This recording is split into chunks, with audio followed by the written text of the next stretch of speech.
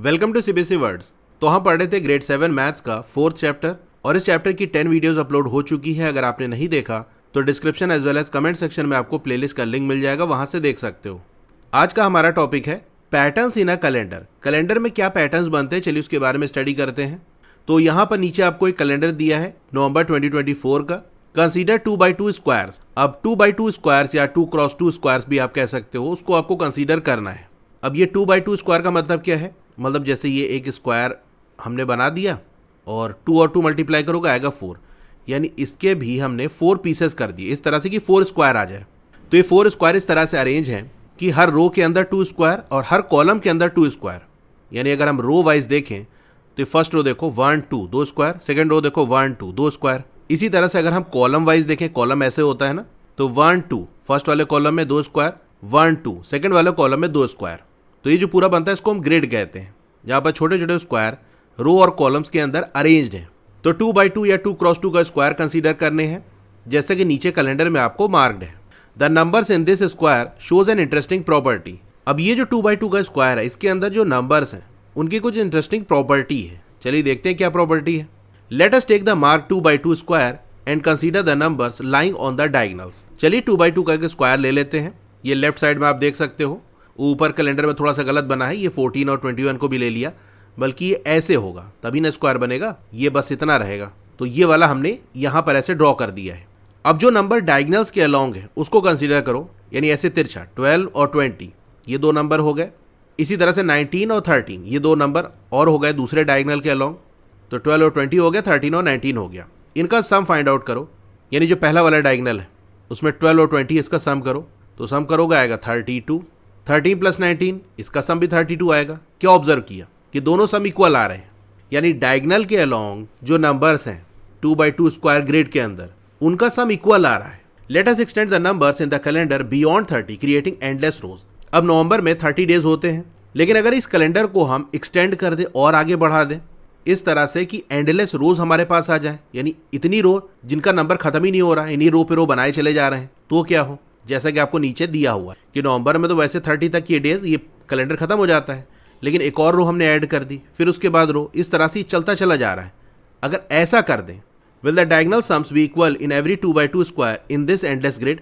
तो ये जो एंडलेस यानी कभी ना खत्म होने वाली ग्रिड हमने बना दी नवंबर वाले कैलेंडर को एक्सटेंड करके आगे बढ़ा के। तो क्वेश्चन ये पूछा जा रहा है कि यहाँ पर हर जो 2x2 का स्क्वायर है उसका डायगोनल सम क्या इक्वल होगा। How can we be sure, कैसे हम श्योर हो सकते हैं, पक्का हो सकते हैं कि हाँ भैया कहीं से भी कोई सा भी ग्रिड उठा लो 2x2 का, उसका डायगोनल सम इक्वल आएगा। ये बात हम श्योर कैसे हो सकते हैं, मतलब एक तरीका तो ये है कि जितने भी 2x2 स्क्वायर पॉसिबल हैं उन सब का डायगोनल सम निकाल के हम चेक करें।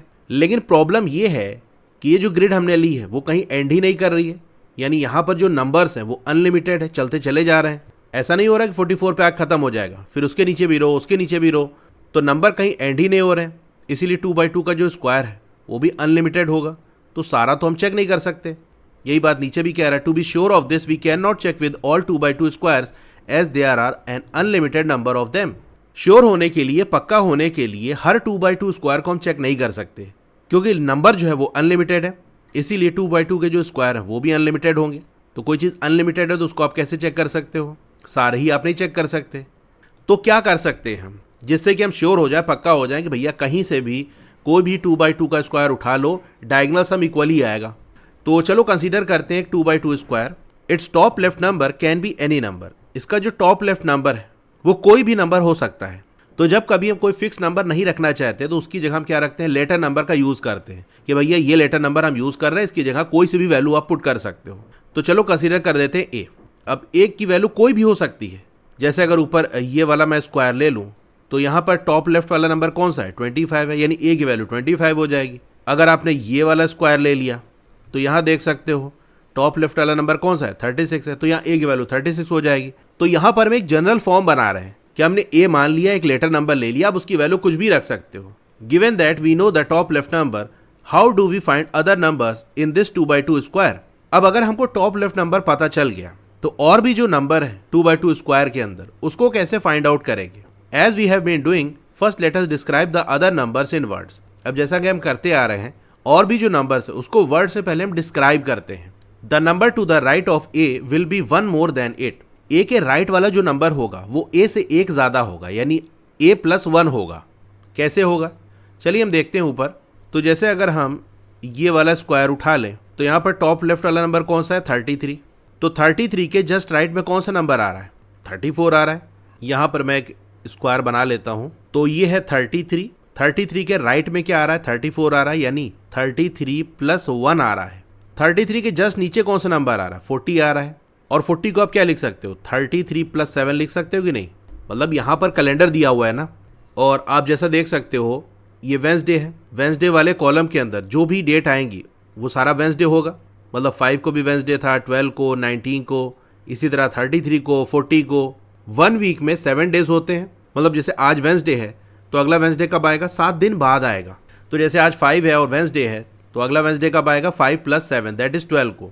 फिर उसके बाद 12 प्लस 7 दैट इज़ 90। तो जब कैलेंडर में हम नीचे की तरफ बढ़ रहे हैं तो सेम डे हमको मिल रहा है, यानी ऊपर भी वेंसडे था, नीचे भी वेंसडे था। तो इसका मतलब यहाँ पर जो डेट होगी उसी में हम प्लस 7 कर दें तो अगली वाली डेट हमको मिल जाएगी। तो नीचे क्या आ जाएगा, 33 प्लस 7। अब देखो 40 के बाद क्या आ रहा है, 41 आ रहा है। मतलब यहाँ पर जो नंबर है उसी में 1 ऐड कर लो। 33 प्लस 7 है तो 33 प्लस 8 कर लो। इसको आप ऊपर से नीचे भी देख सकते हो कि ऊपर हमारा 33 प्लस 1 था, जस्ट नीचे आएंगे तो सेम डे है, यानी थर्सडे ही है। तो यहाँ क्या हो जाएगा, 33 प्लस 1 प्लस 7। तो इसको हम लिख सकते हैं 33 प्लस 8। तो यही बात नीचे कह रहा है कि राइट वाला नंबर इससे एक ज़्यादा होगा। तो जैसे ये ए है तो ये हो जाएगा a plus 1। The number below a will be 7 more than 8। तो सेम डे अगली बार कब आएगा, 7 दिन बाद आएगा, यानी a plus 7। The number diagonal to a will be 8 more than 8। अब वो नंबर जो ए के डायगनल में, यानी ऐसे तिरछा देखे, तो ये क्या होगा, ए प्लस 8 होगा, क्योंकि ए प्लस 7 उसके जस्ट बाद ए प्लस 8, एक दिन आगे बढ़ता चला जाता है। तो ए के हिसाब से हमने रिलेशन फाइंड आउट कर लिया कि ए के जस्ट राइट में ए प्लस 1 होगा, जस्ट नीचे ए प्लस 7 होगा, और डायगनल तिरछा देखे तो ए प्लस 8 होगा। So the other numbers in 2x2 square can be represented as shown in the grid. तो और भी जो नंबर है वो इस तरह से शो कर सकते हैं जैसे कि यहाँ आपको दिया है। लेट अस फाइंड डायगनल सम। अब चलिए डायगनल सम फाइंड करते हैं। तो एक डायगनल ये हो गया, इसका सम कर लेते हैं, यानी a प्लस 8। इसकी वैल्यू क्या आएगी, a प्लस a होता है 2a प्लस 8। दूसरा डायगनल ये है, इसका भी सम फाइंड आउट कर लेते हैं, यानी a plus 1 plus a plus 7। तो a और a ऐड होके 2a हो जाएगा, 1 और 7 ऐड होके 8 आ जाएगा। देख सकते हो दोनों सेम वैल्यू आ रही है, 2a प्लस 8। तो यही चीज़ यहाँ पर किया है, देखो 2a प्लस 8 और यहाँ भी 2a प्लस 8 आ रहा है। We see that both diagonal sums are equal, 2a plus 8, यानी 8 more than 2 times a। a का 2 टाइम्स कर दो तो 2a हो जाएगा, उससे 8 ज़्यादा, 8 मोर, ये आ रही वैल्यू। तो यहाँ पर देखो हमने क्या किया, एक जनरल फॉर्म बना लिया। अब a की वैल्यू कुछ भी आप रखते चले जाओ, इससे फर्क पड़ेगा नहीं, आपको हमेशा डायगनल सम इक्वल ही मिलेगा।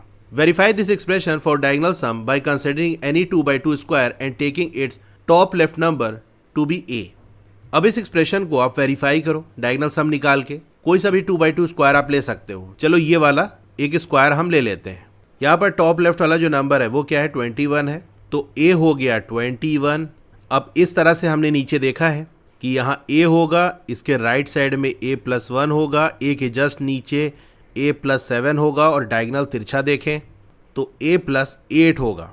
तो a है a प्लस 1 होगा, 21 प्लस 1 दैट इज़ 22। इसी तरह से a प्लस 7 क्या होगा, 21 प्लस 7 दैट इज़ 28। और डायगनल में जो है दैट इज़ a प्लस 8, ये क्या होगा, a 21, 21 प्लस 8 29। तो 21, 22, 28, 29 यहाँ देख सकते हो, 21 था, उसके जस्ट राइट में 22, 21 के जस्ट नीचे 28, और डायगनल वे में 29। वही आ रहा है कि नहीं, तो वेरीफाई हो गया। Thus we have shown that diagonal sums are equal for any value of a, that is for any 2x2 square। तो यहाँ से हमने शो कर दिया कि जो डायगनल सम है वो इक्वल आएगा, a की कोई सी भी वैल्यू ले लो। This problem is an example that shows the power of algebraic modeling in verifying whether a pattern will always hold। तो यहाँ पर आपको algebraic modeling की पावर दिखाई जा रही है कि वैसे अगर हम सारे 2x2 स्क्वायर्स को चेक करते तो ये करना पॉसिबल नहीं था, लेकिन अलजेब्रा का यूज़ करके हमने ये वेरीफाई कर दिया कि ये चीज़ हमेशा ट्रू होगी। Consider a set of number from the calendar having endless rows forming under the following shape.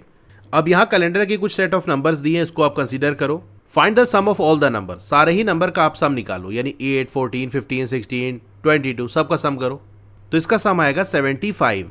Compare it with the number in the centre. अब सेंटर में जो नंबर है उससे कंपेयर करो। सेंटर में क्या है, 15 है, तो 15 और 75, क्या बात समझ में आ रही है? 15 के टेबल याद होगा तो सिंपल बता सकते हो 15 5 से 75 होगा, यानी यहाँ जो नंबर दिए इनका सम सेंटर वाले नंबर का 5 टाइम्स है। Repeat this for another set of numbers that forms this shape, what do you observe. अब इस चीज को आप रिपीट करो, कोई और सेट ऑफ नंबर ले लो जो ये शेप बना रहे हो और देखो क्या ऑब्जर्व होता है। तो चलो कैलेंडर ऊपर देखते हैं पहले। इस बार अगर आप ध्यान दो तो हमारे पास 3x3 का स्क्वायर है, यानी रो वाइज भी हर रो के अंदर 3 स्मॉल स्क्वायर्स है और हर कॉलम के अंदर भी 3 स्क्वायर्स हैं। तो चलो ये हम ले लेते हैं। तो यहाँ ऊपर मिडिल में 13 है, फिर उसके नीचे 20 है, लेफ्ट में 19 है, फिर इधर 21 है और 20 के नीचे 27 है। ऐसा ही शेप हमको दिया है, यानी यहाँ पर जो कॉर्नर पे स्क्वायर्स है वो ब्लैंक है, उसमें कोई भी नंबर नहीं है। अब यहाँ जो नंबर दिए सब का सम कर लो तो ये आएगा 100, और 100 क्या है, जो सेंटर वाला नंबर है दैट इज 20, उसका 5 टाइम्स, 20 मल्टीप्लाई बाय 5 100। तो यहाँ भी देख लिया कि सारे नंबर का जो सम है वो सेंटर वाले नंबर का 5 टाइम्स है। We see that total sum is always 5 times the number in the center. तो हमेशा ऐसा होगा। विल दिस ऑलवेज हैपन, क्या ये चीज़ हमेशा होगी? कैसे आप शो कर सकते हो? इसके लिए आपको हिंट दिया हुआ है, consider a general set of numbers that forms this shape. जैसा हमने 2x2 स्क्वायर के केस में किया था वैसे ही आपको काम करना है। एक जनरल सेट ऑफ नंबर ले लो, यानी उसकी वैल्यू ना हो, बेसिकली लेटर नंबर्स का आपको यूज करना है। Take a number at the centre to be a, centre वाले नंबर को आपको ए मान लेना है। Express the other numbers in terms of a, अब बाकी जो नंबर्स हो उसको ए के फॉर्म में एक्सप्रेस करो। चलो करते हैं, यही जो ऊपर दिया है इसी को जनरल फॉर्म में लिख लेते हैं। अब सेंटर वाले नंबर को हमको ए मानना है तो चलो ये ए लिख देते हैं यहाँ पर। अब बाकी नंबर कैसे आएगा, अब लेफ्ट वाले से कंपेयर करो। जैसे यहाँ पर ये 15 है तो इससे जस्ट ऊपर की तरफ चलेंगे तो जो नंबर मिलेगा वो कैसे मिलेगा, 15 में क्या करें कि 8 आ जाए। अभी ऊपर मैंने आपको बताया था कोई दिन है आज, अगली बार वो दिन कब आएगा, 7 दिन बाद। अब यहाँ पर हम उल्टा चल रहे हैं, यानी जैसे आज कोई दिन है, जैसे आज वेंसडे है तो आज से पहले वेंसडे कब था, 7 दिन पहले ना, यानी 7 सब्सट्रैक्ट कर दें तो 15 - 7 करोगे तो आपको 8 मिलेगा। तो ए से जस्ट ऊपर क्या आएगा, a - 7। अब इसी तरह से 15 उसके जस्ट बाद सेम डे कब आएगा, 7 दिन बाद आएगा, तो नीचे आ जाएगा a + 7। 15 से जस्ट पहले क्या है देखो 14, यानी एक दिन पहले, तो a - 1 हो गया। 15 में 1 ऐड कर देंगे तो 16 आ जाएगा, यानी a + 1 ये हमारा आ गया। तो इस तरह से एक्सप्रेस करना था, हमने कर दिया a के टर्म्स में बाकी नंबर्स को। अब इन सारे नंबर का अगर हम सम कर लें, चलो यहाँ पर कर लेते हैं, a - 7 + a - 1 + a + a+1 + a + 7। तो यहाँ क्या होगा, देखो कितने a हैं, 1 2 3 4 5, 5 a है ना, तो ये तो हो जाएगा 5a। बाकी नंबर देखो, यहाँ -7 है और प्लस का 7, -7 और +7 ऐड होगा तो ये 0 हो जाएगा। इसी तरह -1 और +1 ये 0 हो जाएगा। तो नंबर वाला पार्ट पूरा खत्म हो गया, सिंपल आ गया 5a। और 5a क्या है, सेंटर वाला नंबर दैट इज a, उसका 5 टाइम्स। तो लेटर नंबर यूज करके हमने ये देख लिया कि यहाँ सेंटर वाले नंबर का 5 टाइम्स होगा ये। Find other shapes for which the sum of the numbers within the figure is always a multiple of one of the numbers. अब इसी तरह से और भी शेप्स आप फाइंड आउट करो जहाँ पर ये हो रहा है कि जो फिगर के अंदर नंबर्स हैं उनका जो सम है वो किसी एक नंबर का मल्टीपल आ रहा है। तो देखो इसका आप ऐसे कर सकते हो कि अगर एक हम 1/3 की ग्रिड ले लें, मतलब एक रो हो और 3 कॉलम हो, ये इस तरह से, और इसको अगर हम a मान लें तो a से जस्ट पहले कौन सा दिन आएगा, a - 1, a के जस्ट बाद a + 1। अब इन तीनों का अगर आप सम कर दो, a - 1 + a + 1, तो यहाँ एक a है, a, तो ये तो हो जाएगा 3a। फिर आप देखो -1 और +1 ये मिलकर 0 हो जाएगा, यानी ये सिंपल 3a आ जाएगा। तो हम कह सकते हैं ये जो ग्रिड है इसमें जो सेंटर वाला नंबर है उसका 3 टाइम्स है बाकी नंबर का जो सम है, वो सम कर रहे हैं तो 3a आ रहा है, सेंटर वाला नंबर क्या है, a है। तो इस तरह से आप कैलेंडर को देख के बहुत से पैटर्न ढूंढ सकते हो। तो आज का ये टॉपिक यहाँ पर एंड होता है। आपको वीडियो कैसी लगी कमेंट करके जरूर बताइए, अच्छी लगी हो तो लाइक करिए, और अगर चैनल को अभी तक आपने सब्सक्राइब नहीं किया है तो जरूर से सब्सक्राइब कर लो, और उसके बगल में एक बेल का आइकन बना होगा उस पर क्लिक करके ऑल पे क्लिक कर देना है, जिससे ये होगा कि जब भी नई वीडियो आएगी आपको मैसेज आ जाएगा। मैंने स्पेशली क्लास 7 के लिए एक नया चैनल बनाया है, उसका लिंक भी मैंने डिस्क्रिप्शन में दे दिया है, उसको भी जरूर से सब्सक्राइब कर लेना।